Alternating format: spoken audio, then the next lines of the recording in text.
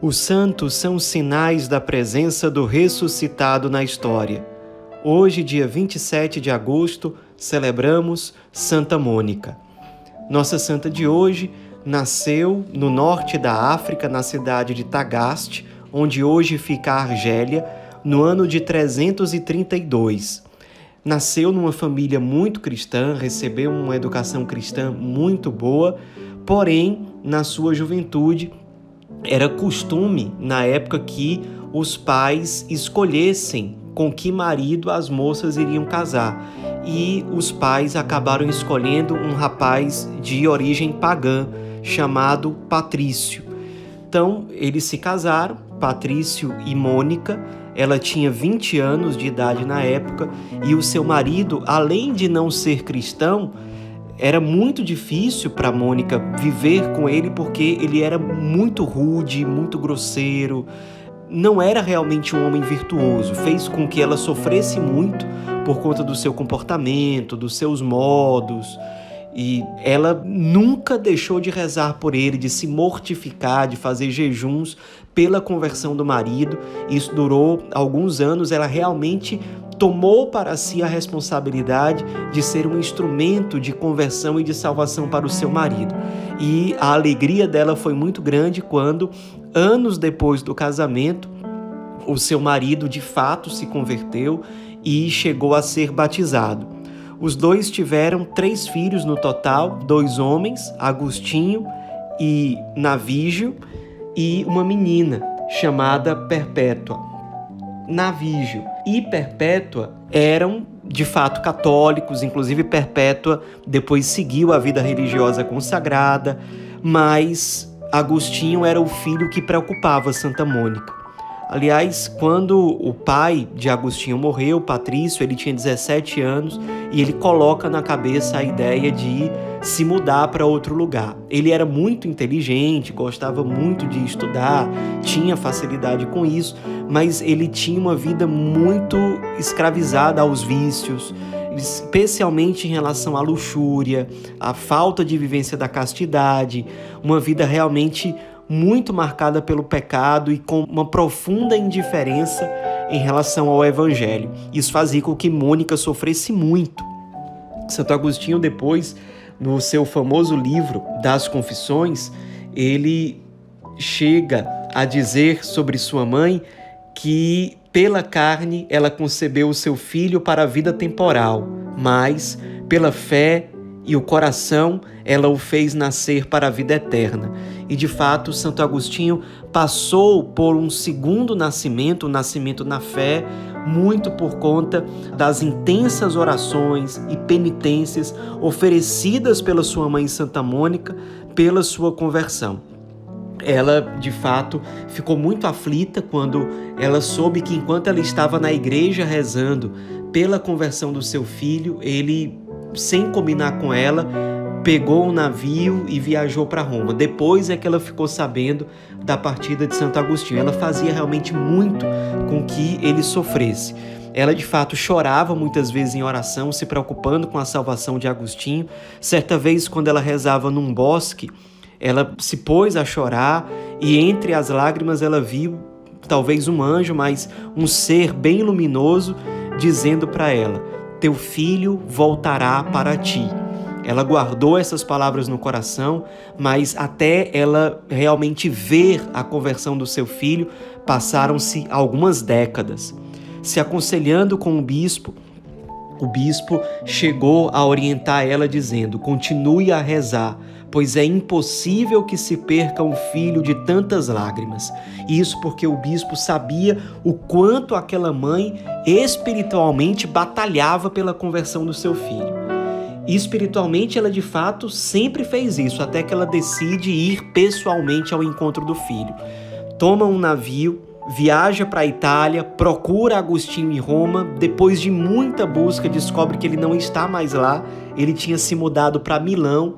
Lá ela consegue finalmente encontrá-lo e o coração dela se alegra quando ela percebe que Santo Agostinho já estava saindo da filosofia maniqueísta, totalmente contrária ao cristianismo, e já passa a ser um frequentador assíduo dos sermões do grande bispo de Milão, Santo Ambrósio. Ali, Santo Agostinho já estava realmente se convertendo. Ela descobre que ele tinha um filho, sem estar casado, chamado Adeodato, e no final das contas ela acaba assistindo o batismo do seu filho, Santo Agostinho, juntamente com o seu filho Adeodato e com um grande amigo de Santo Agostinho chamado Alípio. Depois ela convida o seu filho para voltarem para Tagaste, na África. Santo Agostinho aceita, eles começam a fazer a viagem de volta, mas já no porto de Óstia, voltando para casa, ela se sente muito mal e aí eles têm uma conversa, praticamente um êxtase que os dois tiveram, uma profunda conversa entre mãe e filho, e Santo Agostinho imortalizou essa conversa entre os dois, dizendo o seguinte: próximo já do dia em que ela ia sair desta vida, sucedeu que nos encontrássemos sozinhos, ela e eu, apoiados a uma janela cuja vista dava para o jardim interior da casa. Era em Óstia, onde, apartados da multidão, após o cansaço de uma longa viagem, retemperávamos as forças para embarcarmos. Falávamos a sós, muito docemente, esquecendo o passado e ocupando-nos do futuro. Qual seria a vida eterna dos santos, que nunca os olhos viram, nunca o ouvido ouviu, nem o coração do homem imaginou. Nossos corações abriam-se ansiosos para a corrente celeste da fonte da vida divina. Os dois conversavam sobre o céu, sobre o paraíso, sobre a vocação última de todo ser humano, exatamente naquele período em que Santo Agostinho dava os primeiros passos na sua conversão, na sua retomada em busca, de fato, da vida eterna. Ao fim dessa conversa, ela disse ao seu filho: meu filho, quanto a mim, já nenhuma coisa me dá gosto nesta vida. Não sei o que faço ainda aqui, nem porque ainda cá esteja, esvanecidas já as esperanças deste mundo. Por um só motivo, desejava prolongar um pouco mais a vida, ver-te católico antes de morrer. Deus concedeu-me esta graça superabundantemente, pois vejo que já desprezas a felicidade terrena para servires ao Senhor. Que faço eu, pois, aqui? Com essas palavras, na prática, ela se despedia do seu filho. Poucos dias depois, ela morria. Aquela que, durante tantos anos, derramou lágrimas pela salvação do seu filho, morria e o seu filho a acolhia e expressava a sua saudade, derramando lágrimas por ela, que tanto o amou e que foi um instrumento tão eficaz para a sua conversão. Isso era já o ano de 387, quando ela tinha 55 ou 56 anos de idade. A igreja depois a reconheceu não só como mulher santa, muito virtuosa, mas como a padroeira de todas as mulheres casadas. E muitas mães, ao longo dos séculos, se inspiraram em Santa Mônica para não desistir da salvação dos seus filhos, mesmo em situações em que a conversão parece muito improvável. Nos inspiremos nessa grande mulher, mãe de um grande santo doutor da igreja, que nós celebramos amanhã, dia 28. Que ela seja para nós uma esperança que nos move a intercedermos, a enfrentarmos com coragem e com confiança as batalhas espirituais, não só por nós mesmos, mas por aqueles que Deus nos confiou.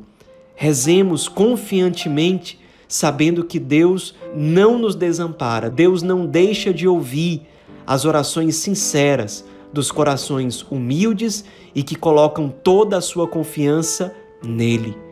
Santa Mônica, rogai por nós.